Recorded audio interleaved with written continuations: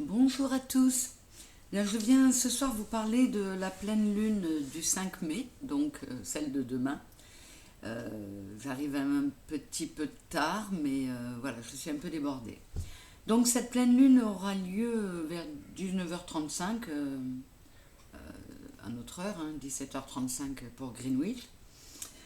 Donc la pleine lune, c'est une opposition Soleil et Lune, on est d'accord. La Terre se trouve entre les deux, donc la, la Lune est lumineuse, puisque le Soleil peut l'éclairer.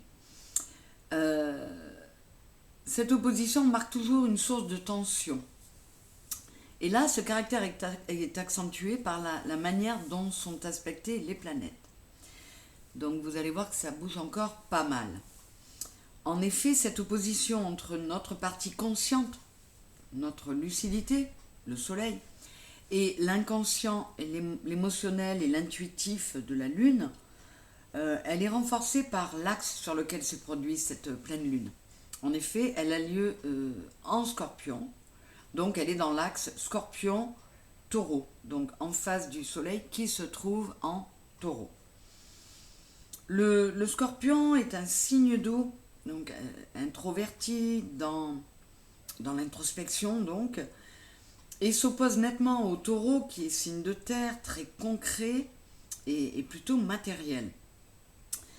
Nous devons donc nous attendre à beaucoup de sensibilité de la part du Scorpion, qui est donc un signe d'eau, et donc nous attendre à de l'agacement, de la fatigue, une colère sous-jacente.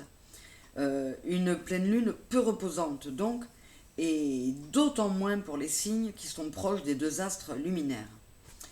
Vous le comprendrez mieux en entrant un peu dans les détails de la configuration planétaire à cette date, qui est, qui plus est, doublée d'une éclipse lunaire, qui va rendre cette pleine lune plus influente encore.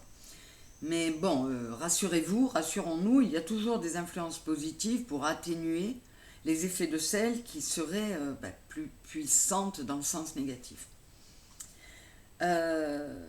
Sous dominante des énergies plutoniennes et martiennes, elle va être donc sombre et forte, très intuitive, instinctive et perspicace aussi, pardon, mais malmenée sur le plan affectif. Ces interactions vont rendre cette période pleine de remous, d'autant que Mars va y mettre beaucoup d'énergie et va nettement colorer cette pleine lune. Attendons-nous au déclenchement de crises et de querelles avec la triple conjonction Soleil, Mercure et Uranus.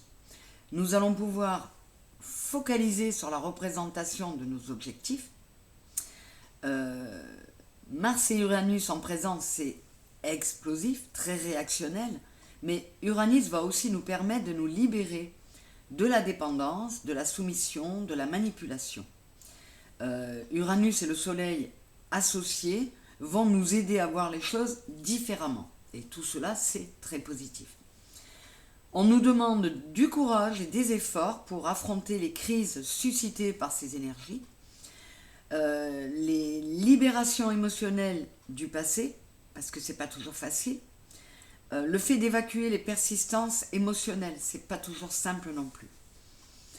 Donc, d'autant plus que nous pourrions en effet sentir des résistances face à la nécessité de lâcher des habitudes, des schémas anciens. Et surtout, il ne faut pas résister à cela. Nous sommes dans une phase de libération karmique, donc possibilité de vivre des séparations, des coupures, mais aussi des nouveaux départs. Il nous faut accepter ces mouvements de la vie qui va par cycle pour ne pas couper la circulation des énergies et les libérations qui iront avec. Parce que c'est très porteur pour nous de nous libérer de ce qui nous encombre. Et ce en quoi Pluton, qui est pas mal active en ce moment, nous incite d'ailleurs. Alors, il est nécessaire et indispensable de vivre les crises de bout en bout et de les accepter. Cela permettrait de faire que ça se passe beaucoup mieux. Mais si nous travaillons mal ou pas du tout là-dessus, les peurs et la frustration s'installeront, généreront des déséquilibres et des luttes intérieures, et ben, cela rendrait les choses très compliquées pour nous tous, hein, parce qu'on est tous dans la même galère là.